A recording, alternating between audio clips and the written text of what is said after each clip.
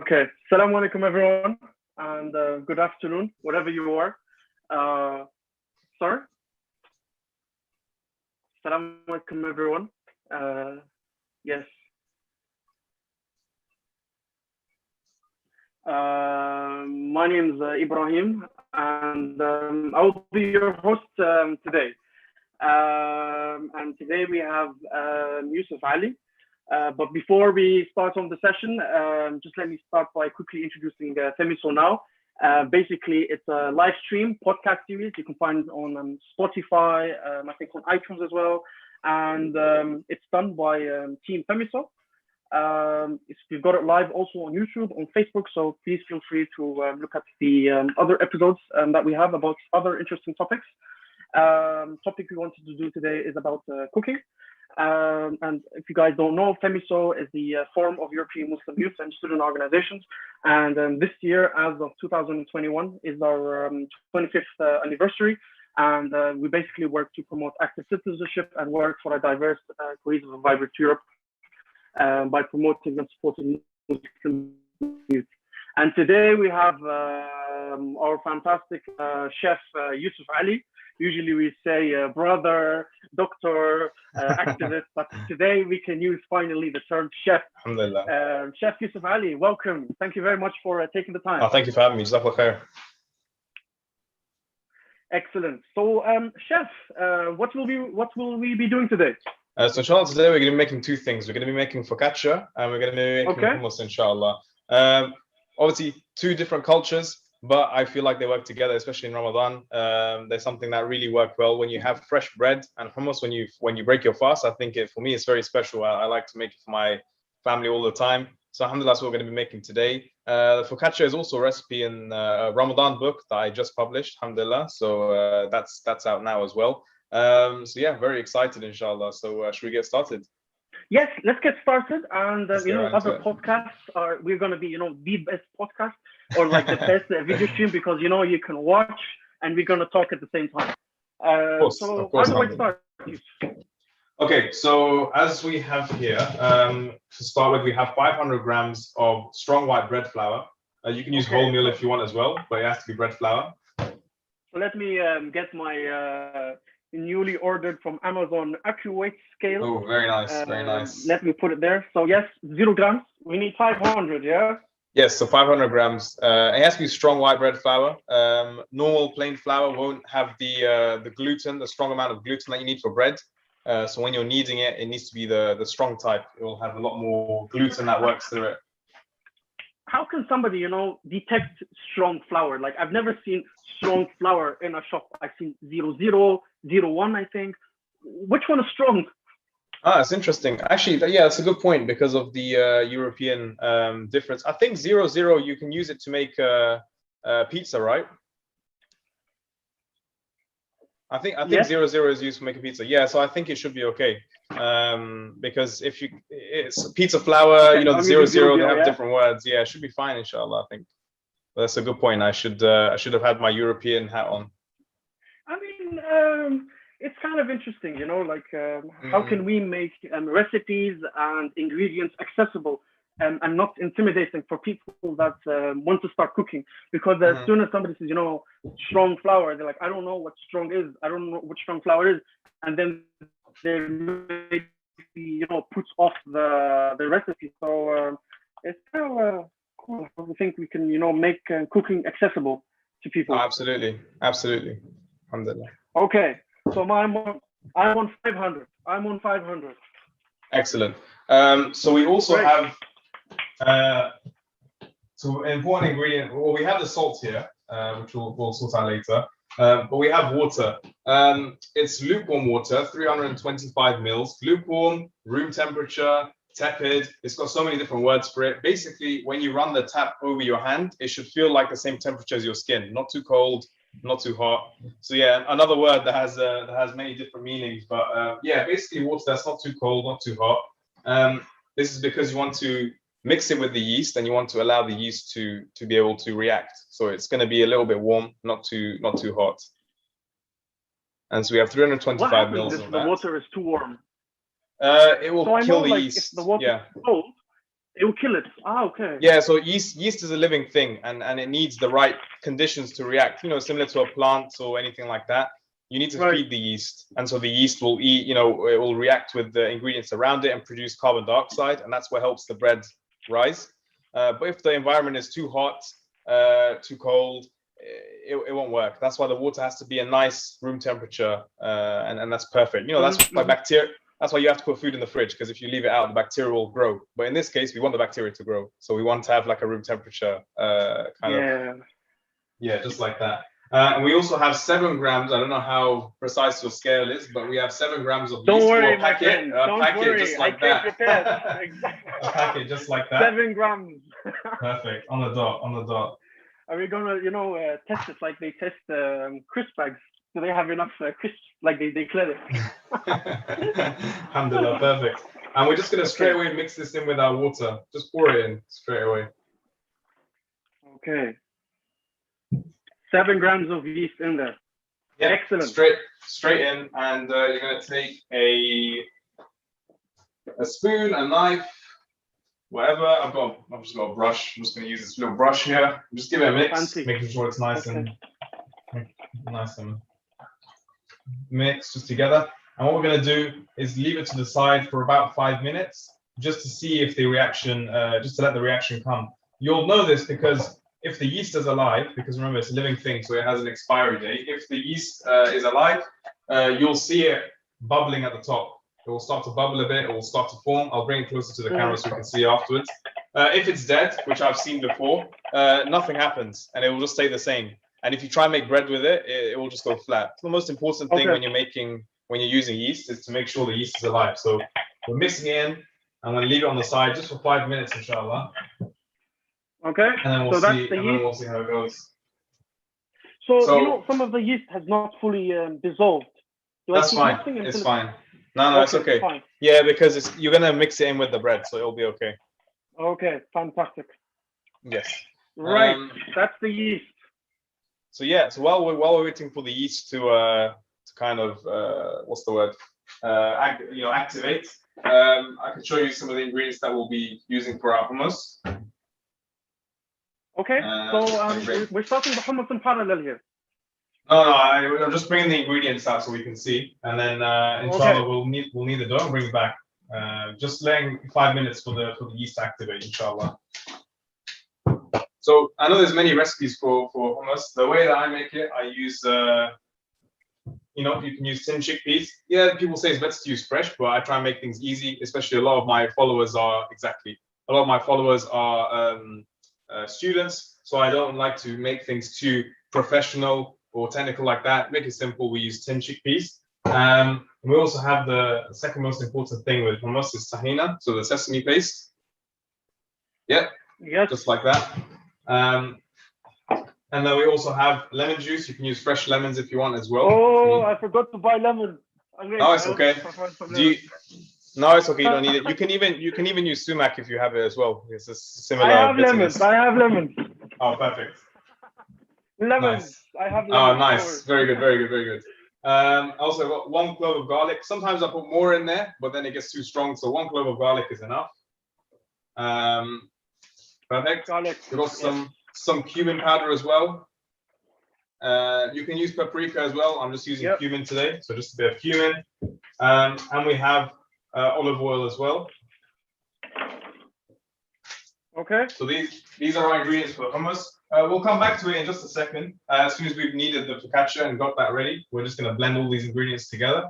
We're But yeah, let's take a look at I'll take a look at the yeast for now. So you should be able to smell it. So I'm putting, yeah, 1 clove of garlic is enough. Let's go for 1. Yeah, that should be perfect. I'm a great fan of garlic. So the yeast.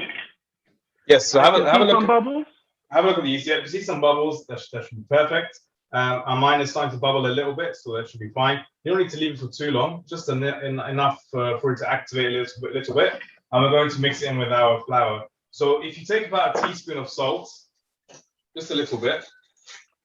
Teaspoon of salt. Yeah, just a little bit of salt.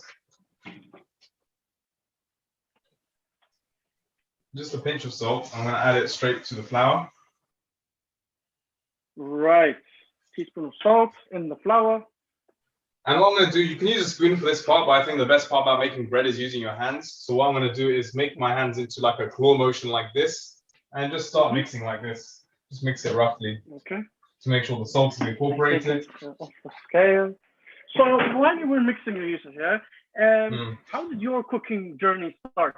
Like, what inspired you? Do you have the earliest memory of your relationship with cooking? Yeah, so I was actually 8 years old when I started cooking, so I was very young. My mom, my mom is very studious woman. She was doing her master's, and she had lots of papers and all this kind of work around her. I didn't understand what was going on, but I was like, oh, can I help you with something?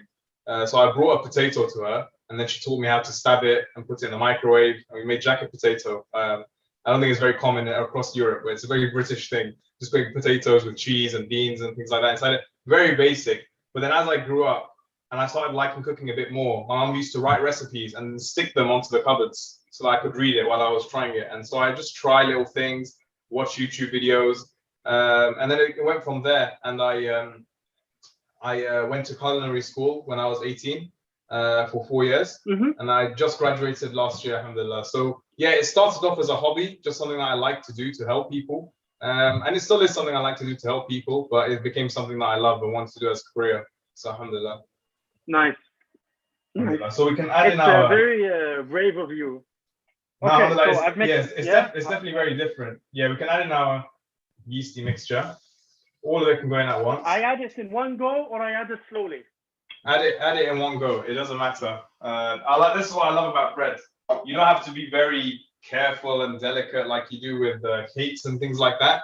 You can just be very rough. So that's very interesting that you mentioned that, because I've always been when I cook, I always make things like you can the exact amounts of ingredients don't matter. Like, you know, anything savory, anything main dish, and so on. But I was always intimidated by bakery, because if you get a little bit wrong somewhere, it can all go wrong. And I thought that was the same. But you're saying that with bread, you can just, you know, go on. It's a bit of both. The ingredients matter, but the method is a bit more forgiving, because with the ingredients, so long as you understand what you're doing and the science behind it, it's okay. You know, even if this was too wet, I can add more flour. Even if it was too dry, I can add more water. But yeah, I think I used to hate pastry. And then when I worked in a hotel when I was at university, I spent 1 year in a hotel working, and the pastry chef was very talented. So I asked her, I said, can I spend some time with you? Because I'm not very good at baking. I want to learn how to become better. And so she taught me things like bread. And she taught me that, you know, you don't have to necessarily get everything perfect, but so long as you know the principles and the science, then everything else works out okay. Now, this is one of the things that she taught me. So if you look at the bread now, it's probably very wet. Some bits are dry. Look my hand. It's a disaster. It's a disaster, yeah, exactly. But this is the perfect thing about bread. People at this point, they think, I need to add flour. I need to add something. It's too wet. It's sticking to my hand. I would say, don't touch it. Don't do anything to it. What instead we do, we keep kneading it. We keep kneading it onto the table. So if you turn it out onto the table, yeah, it might look crazy and your hands might look messy, but you're going to keep kneading it. Even if it starts sticking everywhere, you keep kneading it. You don't add flour. If you add flour, you're changing the recipe. You want to keep the recipe the same. The recipe always works. You just need to make sure that is what's going through my mind right now. I'm thinking, you know, should I add some more water? Should I add something to make it, you know, at least wash off my hands? But you're saying don't listen to that. Just not at all. the thing is with bread, once the gluten activates and it starts to become, right now it's very sticky and messy, but once you knead it properly, it will really start coming together and your hands will clean themselves. The dough will start taking the dough off your hands, and that's what we need to do. So the way we're going to knead it is by pushing it with our palm away from us and then bringing it back. And so you're pushing it away and bringing it back, and we're just going to keep doing this, pushing away, bringing it back. And it's going to start to take shape. Sometimes I see them when they're kneading, they put some flour on the table before they start kneading. Yes, I've seen that on videos. Yes, of course you can do that. It depends on the video, but the best bread is when you keep the mixture as wet as possible. Because the thing about bread is that bread is dry anyway. If you put too much flour, it will become too dry. So if you want the bread to be nice and moist, and the best focaccia is when it's nice and moist on the inside. And so the way we're going to do this is by not adding too much flour. So now the dough is wet, but it's good like this. And you keep kneading it, and it will kind of do the magic. So you just keep kneading it, keep I have working some on top of my fingers like this. Have a look. Some is Yeah, stuck on my same. fingers. Am I like Same, yeah. knead up and No. down? Yeah, like in.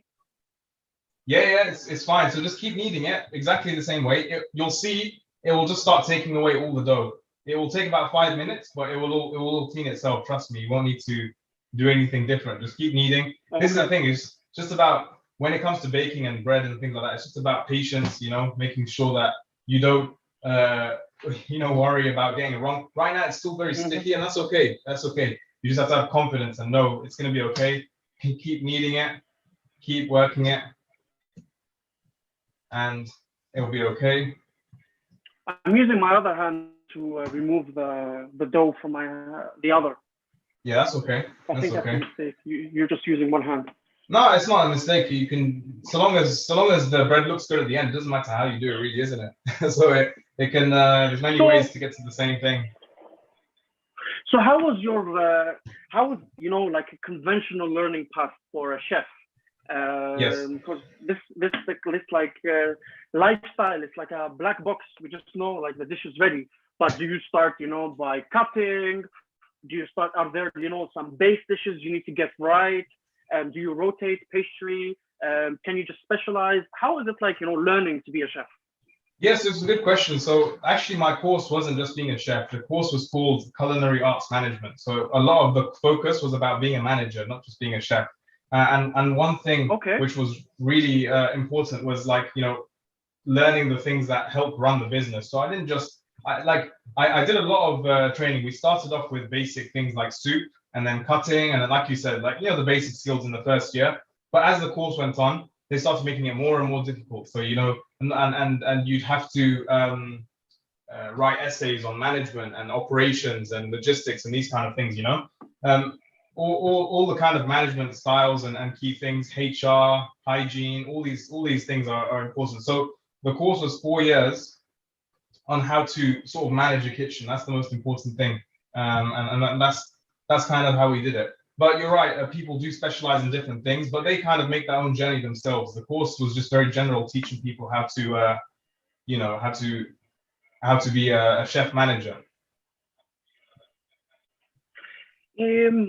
But these culinary courses sometimes are a bit difficult to come by. They're a bit rare. I've seen the one you've done in Birmingham, and I've seen the super expensive ones in Switzerland.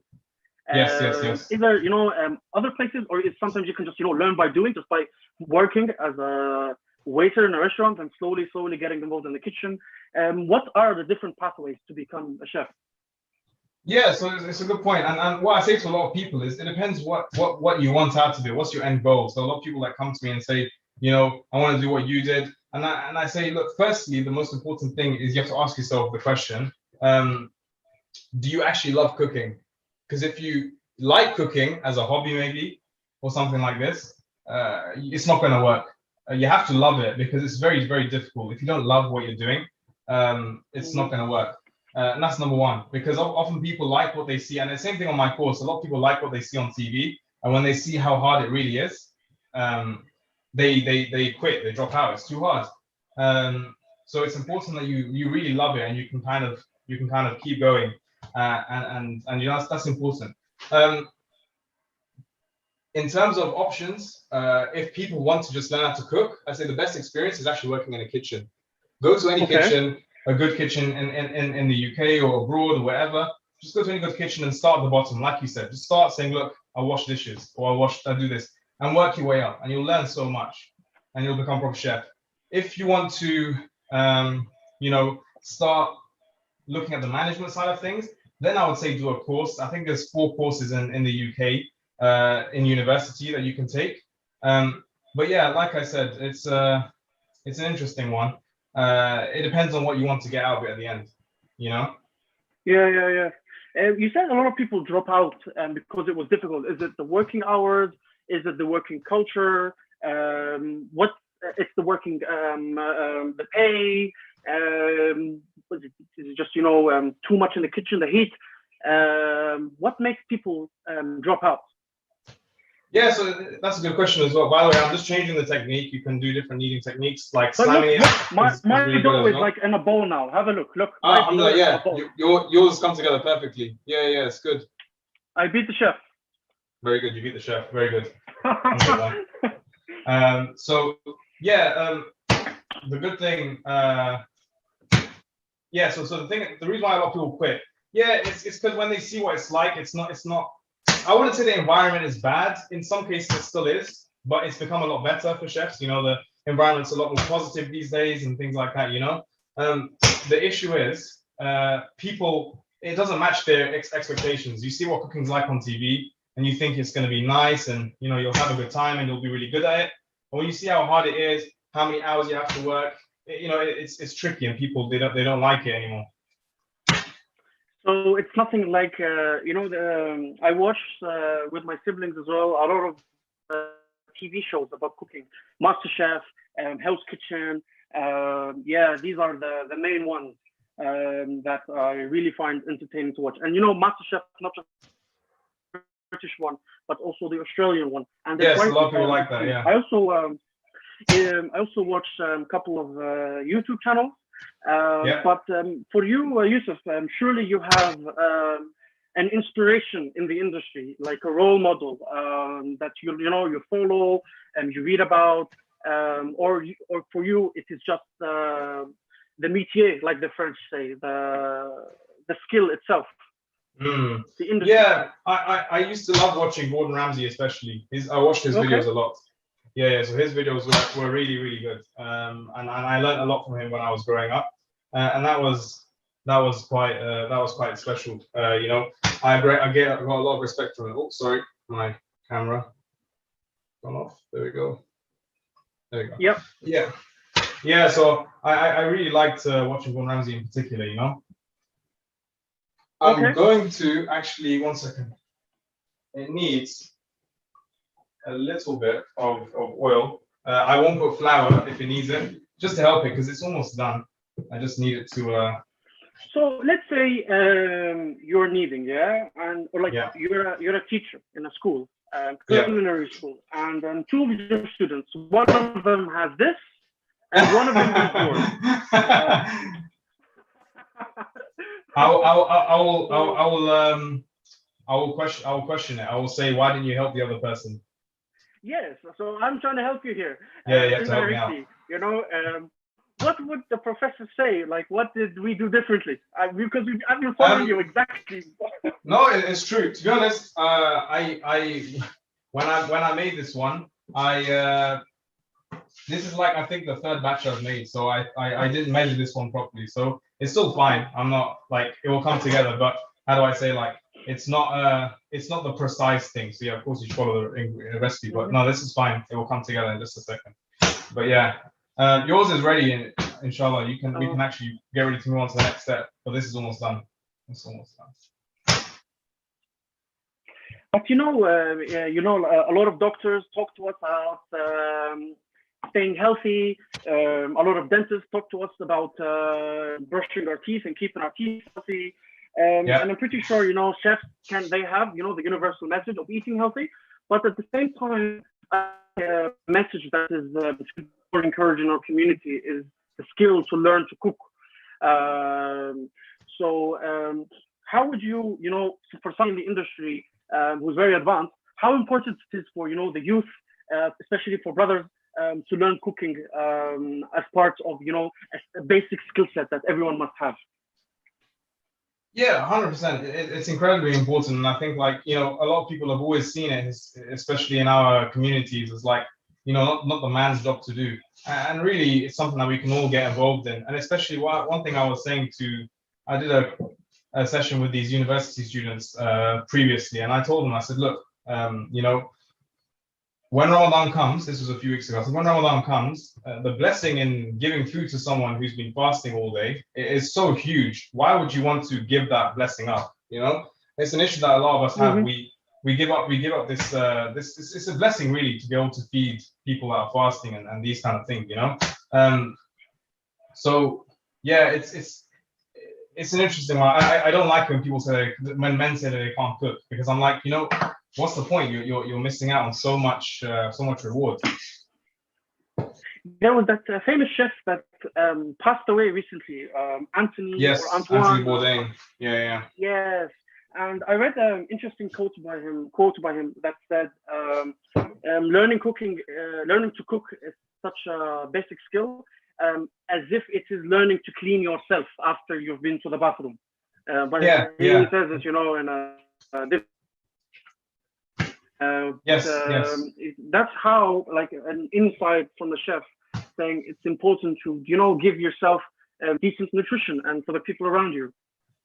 Yes, 100%. No, I agree. It's a very basic kind of task to have.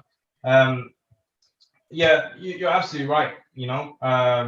I come across a lot of people who still these days think that it's not essential. Even a lot of women these days, like, it's not even just a male thing. People in general don't cook, especially with like takeaways and things like that, and restaurants being so accessible. Frozen food, and frozen foods, restaurants and stuff like that. A lot of people, they don't find it essential to be able to learn how to cook, and it really is. So but a lot of people, let's say, they realize the problem. But sometimes they think, what, I'm just not made for cooking. But I really think that they just are struggling to find a place to start. So if a young chef or a young student around Europe is saying, okay, I decide that I've identified I cannot cook for myself, I cannot cook for my family, I want to help in the kitchen, I want to help for myself, where do I start? What would you advise them? My advice to anyone, especially, like, I've done a few classes before, and I always say to them the same thing. I say start with soup. Soup is the best thing. Why? Because because it's a good opportunity. And I always like used to make soups when I was starting up, especially because, like, you what's the word? You try and practice all the cutting skills and the chopping and things like that, and at the end of the day, if you mess it up and it gets really bad, you can just blend it and it'll become a soup and it'll be perfect, So yeah, soup is really the best place that I always start with students. So my dough is ready, yeah? Shall I put it in the bowl and someone warm? Yes, you can put yours in the bowl. You can put yours in the bowl and cover it. Mine still needs a bit of work, as you can see. So what do I cover it with? Anything? So the best thing is you can actually take the bowl and just turn it upside down. Okay. So just put the bowl on top, just like that. This, turn it upside down. Yes, precisely. Okay, yes, and I'm putting it to the side. There you go. Is there a reason we cover it? Yes, so it's, again, the conditions of the yeast that it needs to grow and things like that. So yeast, it needs to be it needs that lack of oxygen to create the carbon dioxide. It's the best environment for it to release all those gases and things like that, Okay. So yeah, alhamdulillah. Mine made a bit of a mess, but it is fine. It's ready to go. So I'm going to put mine in the bowl as well. No problem. I'm washing my hands. Put enough water. I'm going to wash my hands too, and I'm going to bring the pre-risen dough out, inshallah. Yes, he's cheating, guys. He's cheating. I'm cheating a little bit. The one I made earlier. He's getting external support here. Who made this for you? Huh? Yeah, imagine I just said I got a chef from the corner. I got my mom to make it. You got the chef Elm. Okay. Okay, so just give me So, one second. there's a lot of industries or places to work, to be, and a lot of people from the outside have a lot of questions, and they go with, assumptions, which, are a bit difficult. But the best thing is to ask somebody from the industry itself. And let's say people that work in finance, they're like, oh, how do you work, with whatever interest and so on. But somebody working in the food industry, for sure, especially in Europe, you're faced with many challenges such as pork, Yes. alcohol.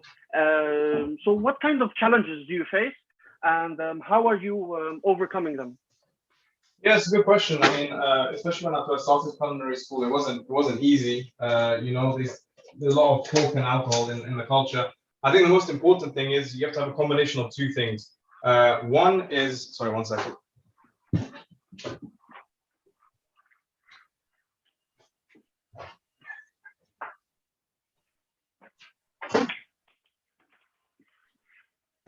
Yeah. So one is, being able to stand up for what you believe in, having strong principles, and the other is being hardworking. So a combination of both. So I would say to the people I worked with, anyone I've worked with, I've just said, look, this is what I believe. I'm not willing to change it. I'm not gonna. A lot of Muslims, when they go into the restaurant world, they change what they believe in. They say, okay, I'll work with it, or I'll do that. I'll handle alcohol and stuff like that. So long as you have strong principles, you don't, people will respect it. People will respect you. I think it's really important. And, I remember saying to my first head chef when I worked for him, I said, I can't cook with these things, but I will be the hardest working chef that you have. I will work hours later. Wow. I will do whatever you want. And that way I won't be a liability to you. I will, I'll work 10 times as hard as anyone else there. And so he was happy, and he never had a problem with me. And if you are one of those people that are like, I can't do this, I can't do that, it's not just about halal. Imagine if it's like, when people have like an injury or something, especially as we get older. Oh, I can't, I've got a knee problem. You start to think, this guy can't do anything. I'm going to stop asking him for stuff. He's not a good worker. He's not valuable. So you just have to make yourself valuable. And there's so much value outside of the world of alcohol and pork. So I say, look, these are two things that I can't do, but there are 100 things I can do, and I think that's really important. So yeah, that's all I'd say. And it's gotten me far, alhamdulillah. Never backing down, but also saying, look, I'm not a liability. So imagine if like you had a knee injury, same thing. I've got a knee injury, but I'll use my hands as much as I can. I'll do as much writing or carrying as you want, things like that. This is important. But yeah, so this is what the risen dough will look like. So it's risen quite a lot. Okay, does not look like mine. No, of course, it's you're a little bit cheap. You can use semolina flour, or I'm using a bit of oil at the bottom of the dish that we're going to be baking it in. Okay. This is because it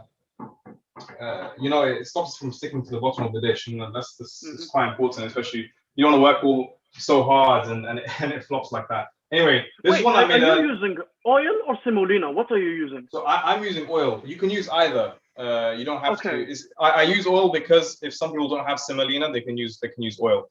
But if you have semolina, you can use semolina. I use both. It depends why I have. Anyway, as you can see, this one I actually followed the recipe, so it's all perfect and it's coming out nicely. And I'm going to flatten it out with my hands just so that it fills the dish. Okay. Now, in the recipe that I've written in the book, it has garlic and rosemary in it. I didn't have garlic and rosemary today, but it's okay because I'm going to use two traditional ingredients. I'm going to use sun-dried tomatoes and basil. Okay, wow. So it's really nice, especially because some of the oil from the tomato you can pour onto the bread, and it makes it taste really nice. So I'm just going to take a few of these, just like that, onto the bread, and I'm going to put a little bit of the sun-dried tomato oil on top, and I'm also going to take some basil, and this is the bit that we love. This is the most fun part of making focaccia. It's very relaxing, Let's see, maybe I'll manage to do it at the end. Rise, though. Yeah, rise. right at the end. Right at the end. Rise. So put the leaves on just like that. Are you using the dried tomatoes? So these are dried tomatoes. Yes. So sun-dried tomatoes. Yeah. So they're really good. They've got. Are you not worried? You know, they get fully dried and crisp and burn in the oven? No, not at all, because you know, there's so much oil that, you know, it will be okay. So yeah, it won't be a problem. It's never been too dry for me, and we're gonna put more oil on the top anyway, so it's fine. But yeah, you're gonna put water on top. Oil. We're gonna put oil on top. So Oil. Okay. Sorry. Yes. So once it's baked, you put oil on the top. So yeah, I'm gonna keep doing this motion, pressing into the dough. This creates little pockets. It's going to allow the dough to rise in a very unique way. And when you pour oil, it will catch in these little pockets, and it will make it taste so nice, inshallah. So yeah, just doing this all over, making sure it's all good. And we have Algerian focaccia. We call it khubz al-dar, the bread of the house. Mashallah, nice. But we don't, you know, put the fingers in. We just, you know, keep it flat and, you know, add some sesame seeds or some black seeds on top and so on. I don't know, maybe it's the same thing, but, you know, Mediterranean makes the same thing almost. Oh, nice. Oh, it's very similar. It sounds similar, mashallah. So what I'm going to do now is your phone camera is off. Your phone camera is off. Oh. It says waiting. 1 second. Oh, I think it was reconnecting. Apologies, audience, for the technical difficulties. We will be showing you the focaccia shortly. He is not substituting it with something else that somebody else made for him. No patience. Don't worry. And we're back. Okay, perfect. That's good. So now I'm gonna. Oh, let me just. Oh, it's not rotating. Okay. There you go. That's it. Excellent. So I'm going to cover this up and let it rest for another 20 minutes. So just to let it I've knocked the air out. That thing needs some cheese. That thing needs some cheese. That would be nice. That's what's going on. I think they might kill you in Italy if you tried it, but you know, if you do it secretly, no one will know. You know, my wife's Italian. Oh, really? she might not like that. But we'll see. You know, and then it looks like a pizza. Yeah. So we're gonna let this rest for another 20 minutes before it goes into the oven. And what we'll do now is work on the hummus, inshallah. Let's go. Hummus time. Let's go. Hummus time, inshallah. Okay. So 1 second. Let me. I'm gonna set up my camera somewhere else for this. But yes, if you get all the ingredients together. Hey, Yusuf, you know those YouTube videos where like 10 hours watching a plant grow, and we don't need to watch your focaccia rising for the next 20 minutes. Thank God we don't. That would be a nightmare. Right. Okay, I'm going to set up my blender over here, and we will start, inshallah. Okay, so Yusuf, I have 2 blenders. So I have this one, or I can use the one you used in your video, which is basically this one, but wash it. You know what I'm talking about? Yes, the one with the one with the steel dry. Yeah, that one. Yes, that's the right one. Okay. Yeah, it's a better one. I try to use when I cook, especially because I've got a lot of equipment at home. I don't like to use fancy things or anything like that. You know, especially if someone can't afford them. I don't want them to feel like I can't make the video because of this. So I'd rather make it in the easiest way possible and cheapest way possible. And then if you have any expensive or you know, these aren't expensive, but if someone can't afford it, then you know it's easier for them. Absolutely, we've got keep it short and simple. Yeah, so the issue is the more. I've been cooking for some time now, and I still get intimidated by ingredients and techniques. I'm like, okay, this is too much for me. And especially when you try it for the first time and doesn't work, it really puts you off. Especially you don't have somebody over your shoulder telling you feedback. This is where you went wrong. You could have done this differently. So it's no, definitely. Really keep it. I remember at the beginning of the lockdown, I watched a Jamie Oliver video, and he was And he was saying. So I have my blender ready. Yes. I think he has internet issues. Oh, do I? Okay, you're back online. Oh, was I? Okay, yeah, sorry. So what I was saying was, anyway, 1 second, let me just make sure this is outside. Yeah, that's perfect. So, okay, what we can do is take our tin of chickpeas and just drain the water from them.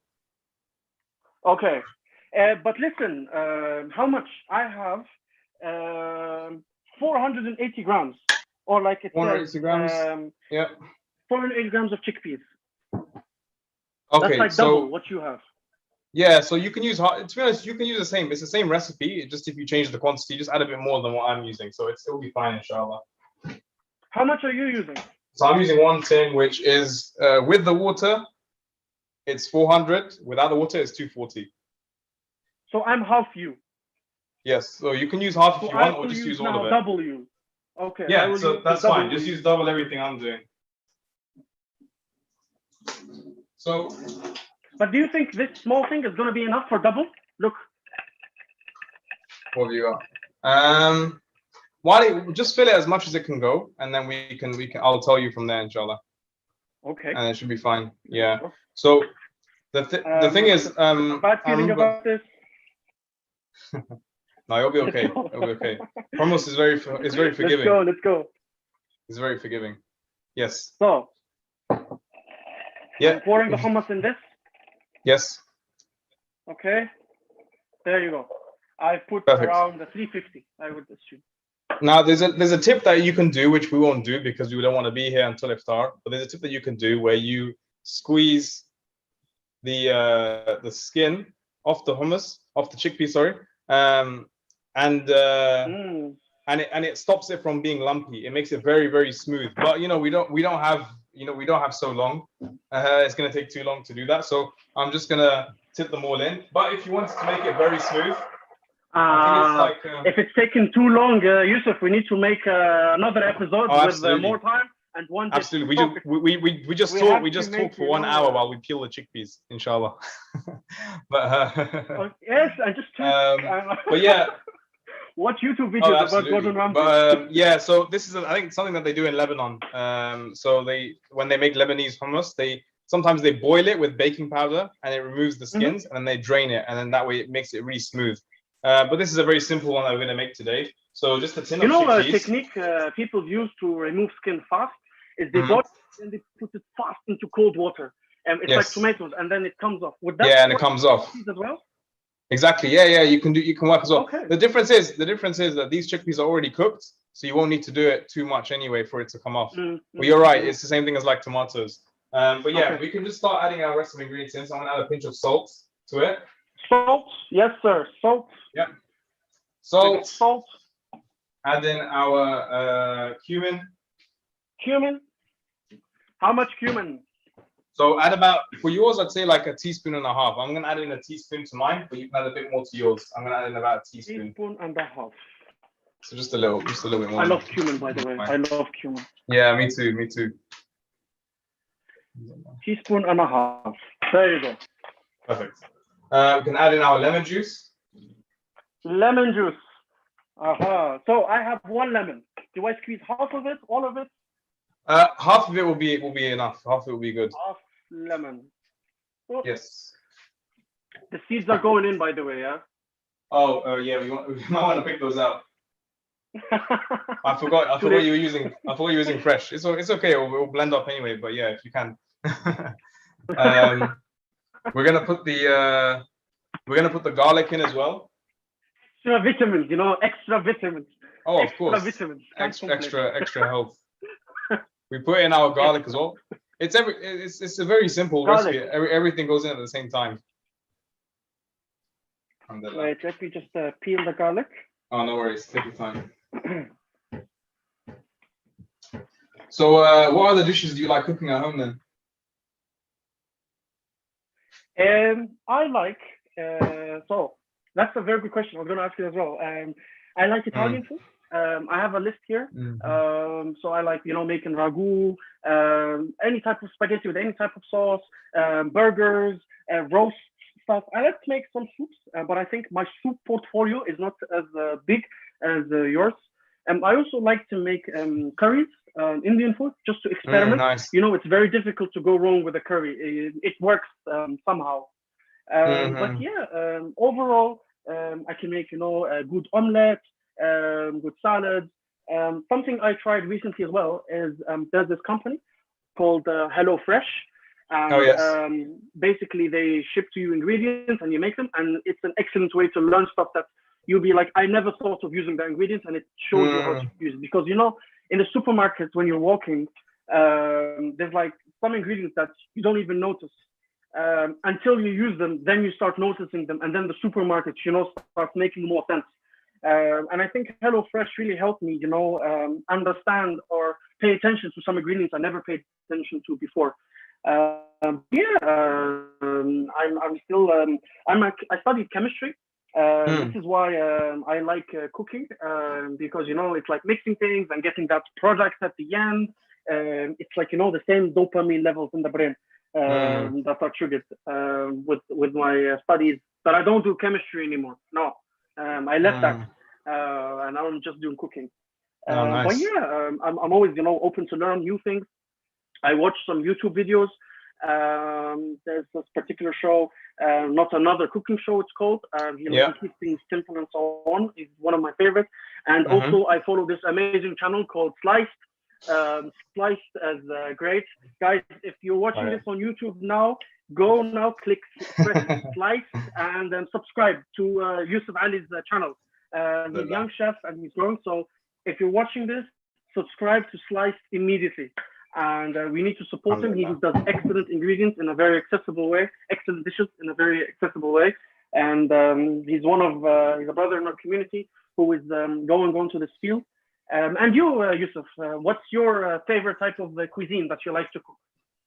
I like trying everything, to be honest. I have phases. Sometimes I go into a lot of Italian cooking, sometimes a lot of Arab cooking, a lot of Asian cooking. I change a lot, but I like to keep it open and learn as much as possible. My favorite thing to cook, though, I made it yesterday for the first iftar, was lamb roast. I love making roast dinner. Yeah. So roast dinner is my favorite. You know, you can really have you can show a lot of like love and care through a roast. You know, a lot of effort and time, and I think that's important. But yeah, alhamdulillah. I'm gonna add in the tahina to the tahina as well. You know, I have never used this ingredient. I have never bought it, and I've never used it. So yes, never in my life. So this is the first time I use this. It's really delicious. I've ate it before. I've just never used it. Yes, one of the best ways to have it, like my uncles are Turkish. And they have this thing. Oh, what do you call it again? I forgot what the Turkish word is, but they mix like grape jam, grape jelly, and tahini, and they put it on toast. So it's like peanut butter and jelly sandwich, but it's like nicer. It's a lot nicer. It's very nice. It smells a bit like you know, we call it in Algerian kakabishu, but it's Turkish sweets. It's like a block, and it's got, you know, some wavy things. How to talk in Arabic? I don't know what it's called in English or Turkish, but it smells. There's a lot of this in that. It might have the same ingredient. It's only sesame seeds, isn't it? So it might have the same sesame seeds ingredient. Yeah, definitely. Yeah. I'm gonna add in. Okay, so how much do I add? How much? So you can add in about a tablespoon. Will be enough. Tablespoon. Yes, tablespoon of this. Yeah, that's perfect. That should be fine. And then I'm just going to wait. Okay. And then you can put your oil in as well. A little bit of olive oil, but you can wait until you blended it. So here's my olive oil. Very nice. I have Turkish olive oil. I will use Turkish. I think it's Turkish. Yes. Nice. So how much olive oil? So you want to do about 3 tablespoons. You can do it with your eye or you can do it with a spoon. But yeah, about 3 tablespoons will be enough. 3 tablespoons. You know, this is the first time I cook with, you know, measurements. I usually use my instincts, my eyes to cook. No, I never use measurements either. It's something I had to learn because of recipes. it goes wrong many times, but once it goes right, khalas, you're sorted. Absolutely. You know, Absolutely. you've developed a cooking instinct. You know, yeah. Absolutely, absolutely. So yeah, we can start blending it now. Everything's inside Let's it, go. and we can start blending it up. Oh, it's not plugged. Let me plug it. Boom, boom, boom. I hope the noise is not annoying to the viewers. So I'm going to take a look, and it's a bit dry, so I'm going to add some more oil on top. Yes, mine is dry as well. You can add more oil on top, and it will make it smoother. Let's go.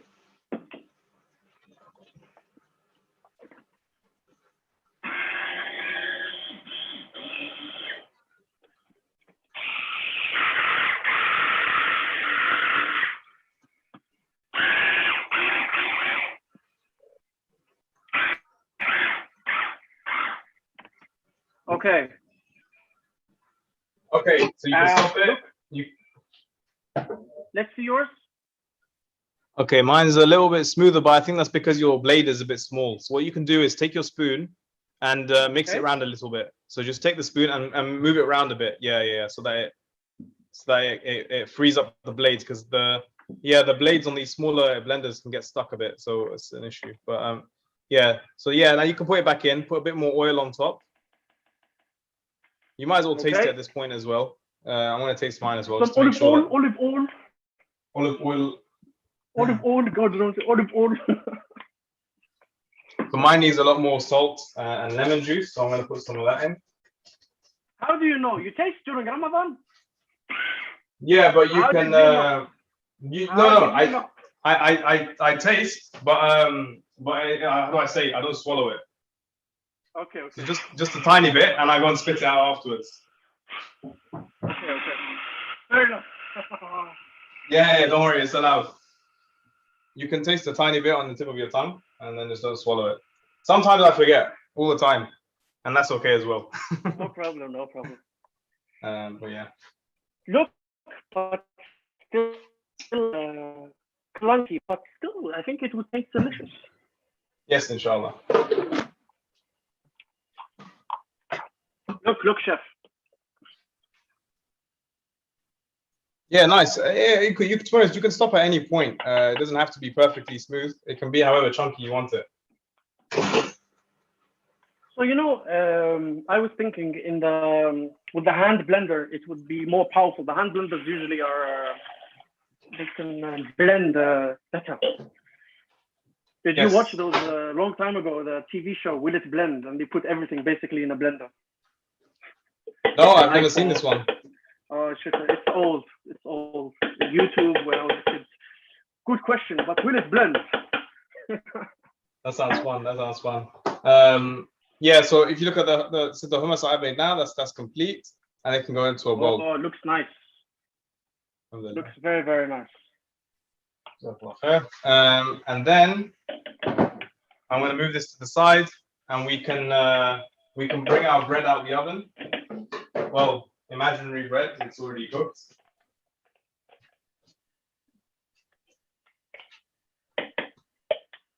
Yep, so I'm going to take it out. Oh, looks very nice. And immediately, once it's out of the oven, you're going to cover it with some oil. So make sure you cover it with oil while it's still warm. This is how it's, the bread doesn't go dry at this point. And I'm going to add just a little pinch of salt on top. And it'll be nice and delicious like this. Okay. Excellent. So Yusuf, you really inspire me, because we had this generation of youth just going into engineering, into medicine, and now there's a bit of trend like going into social sciences, law, history, and so on. But now you're setting a new trend of being, as a Muslim, being an active part of society, and that's being a chef. You, Nadia, from the Great British Bake Off, I think that's what it's called. And we really, it's very inspiring of how much, positive impact you can have in society by being active in different parts, being active well, in different parts of society. And you really, inshallah, may Allah help you in your journey to become a renowned chef, and hopefully the community can support. So guys, a reminder, subscribe to his Sliced channel. But let's tell us a little bit about Sliced, Yusuf. Yeah, of course. So I started Sliced in my 3rd year of uni. So it's been over 2 years now. About 2.5 years. And yeah, I started it with the intention to, you know, a lot of my friends that went to different universities that weren't doing cooking, they were like, you know, asking me questions about food, and I would send them videos on my phone. And I thought, why don't I just put it on YouTube to help them? When I was in the hotel that I worked at, it also made me think, you know, I was like, I'm a very family driven person. I love being around my family, and inshallah in the future, like I want to be around my kids a lot, and I don't want to be a chef who spends 50 hours a week in the kitchen. It's not a nice life. So I thought, how can I take my love of food and change it and make it in a different way? So that's why I thought of Sliced as a long-term goal to, you know, create videos and teach people how to cook is a more productive way to use my skills rather than just spend hours in a kitchen, which is fun. I really like that job. But again, it's about having that balance. So for me, especially, and I tell a lot of students this as well who are doing the same courses that I am, you don't have to be a chef, you know. This degree allows you to do many, many things. And alhamdulillah, I've had many opportunities through this degree that aren't just as a chef. And, you know, this is the dream behind it. So it's to help others to use the skill of cooking and give it back to people and make it easy for everyone to cook, inshallah. And like we were discussing before, it shouldn't just be you know, like something that women do or something that professionals do. Everyone should do it. It's a basic skill, and that's one side of it.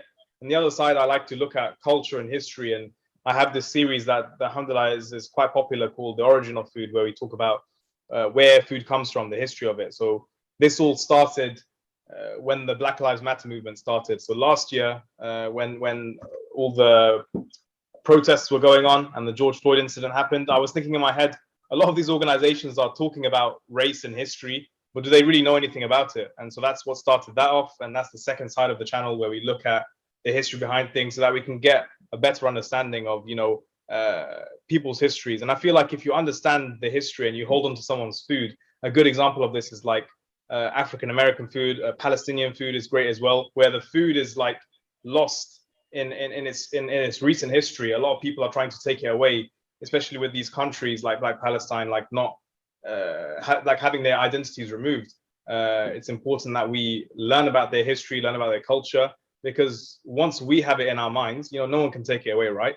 And I think that's really important as well. So yeah, there's two sides to the channel, but it's mainly something for everyone, you know, students and people that want to learn more about food, and that's what it's all about. Absolutely, and I really like the episodes you do about giving the history of some dishes. I remember the one particularly about korma, and it's like, you know, understanding the lore, like if you play video games, the history behind the character, or, you know, when we watch Batman, how Batman came to be, how korma came to be. It's very, very interesting, and it's enriching. You know, gives the food some soul. A lot of people, like, you know, food is just nutrition, but like when you mentioned the roast, you said you can put a lot of love, but also when you learn about the history of the food food gets a bit more of soul. So this way, you know, there is more respect for the food. You would not throw away something with so much history and love in the bin. So it helps me personally, you know, with food waste and so on. So really, really exciting and amazing. And we look forward to more of your history episodes. Is there any way, you know, the Muslim community can support you or support people like you doing these kind of things? Not that I'm aware of. I mean, like I said, like one of the projects I released recently was the book that I've written, so people can purchase that. Inshallah, 20% of it is going to charity, and it's a book that I've written with lots of all of my experience that I've had working around certain dishes, and I've spent like maybe 20 or 30 times trying the recipes out, making them really nice. So it's I think when it comes to supporting, it's about in our own communities as well. Encouraging people, you know, especially when someone comes with a crazy idea and says, you know, I want to become a photographer or a chef or you know, do something that's not typical, rather than saying, oh, don't be silly, you know, we should support it. I think this is more of a mindset thing that we can have over time, I believe. Absolutely. And regarding the book, I've purchased it myself, and I must say, really fantastic recipes. And the other thing is, it's very well designed as well. So it's also very basic. So if you're a student out there, or somebody young, or you want to give somebody a gift in Ramadan, or you want to help, your partner or your siblings or your mother in cooking, just go ahead. We can buy this book. It's very cheap, and also 20% of it is going to charity. It's a win-win-win situation. So and absolutely, it supports Brother Yusuf as well. So you can't go wrong by buying this book. Inshallah, there's a bigger purpose behind it as well, in supporting people in our community who are brave enough to make decisions into making career paths and life decisions. MashaAllah. So what are you working now as a chef? Are you working now as a restaurant? Are you still studying? What are you doing now, Yusuf? Yeah, so I graduated last year. Obviously, all the restaurants have been closed for a while, but alhamdulillah, I'm currently working as a kitchen manager. It's like a startup cafe, like a deli. My job is currently to basically what I've been learning over the past few years. So putting into practice the hygiene, the menus, the finance, all these different things that go into running the business is what I'm currently doing at the moment. Alhamdulillah, and of course I'm working on Slice as well at the same time. So just trying to do as many things as possible to be creative and work with food, and that's the dream. Alhamdulillah. Excellent. So because we are at time, subhanallah, the 1 hour went flying. Went very quickly. I really enjoyed it. I let you present finishing the focaccia while I blend or try to make my hummus presentable and work. Yes, sounds good. Sounds good. Let me bring it onto a board and I'll cut a piece off for us.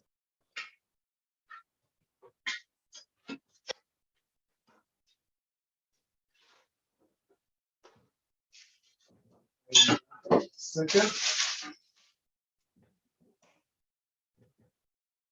Okay.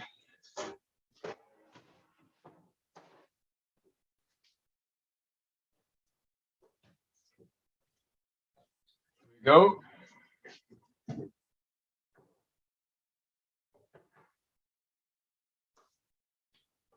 Just like that. I'm just going to take my knife. Where's my knife? My knife.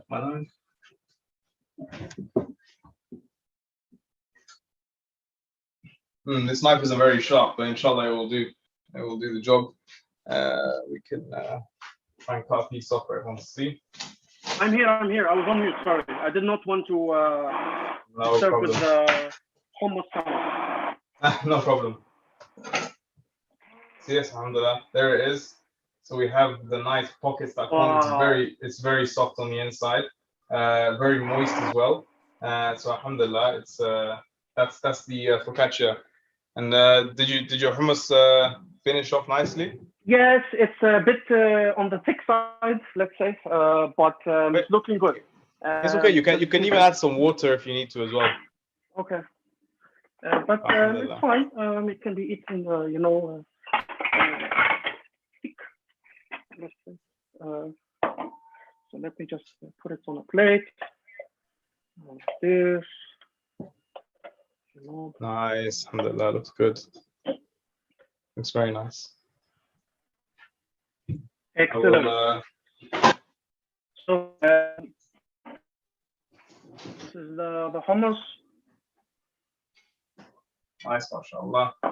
So nice. You present the hummus, and I've got the focaccia. And, mashallah, very nice.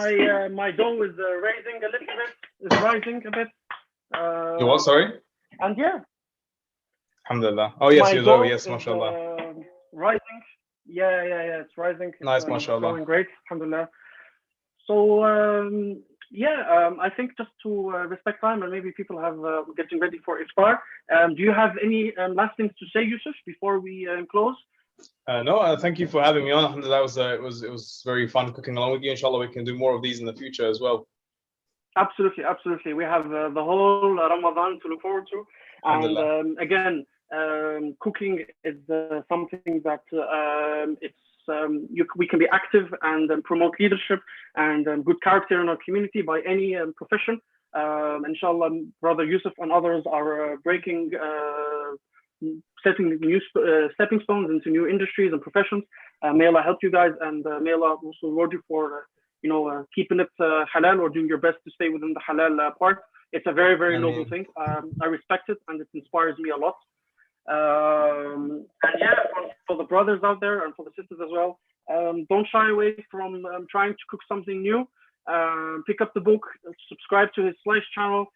Just try something, and there's a lot of reward into that, into sadaqah, feeding the fast, and also promoting a good and healthy family, inshallah. And with this, thanks to Yusuf Ali again for joining us today and sharing your expertise and your passion. Thank you very much, and we'll see you guys maybe in the next time. If you guys want more of these cookings, this is the first time we do it. First time they've been asking me to do also cooking show. But if you like it, please let us know by liking or sharing or messaging FEMYSO. And yeah, Assalamu alaikum. Have a nice iftar. Sahaftorkum. Assalamu alaikum. Wa alaikum salam. Thanks so much.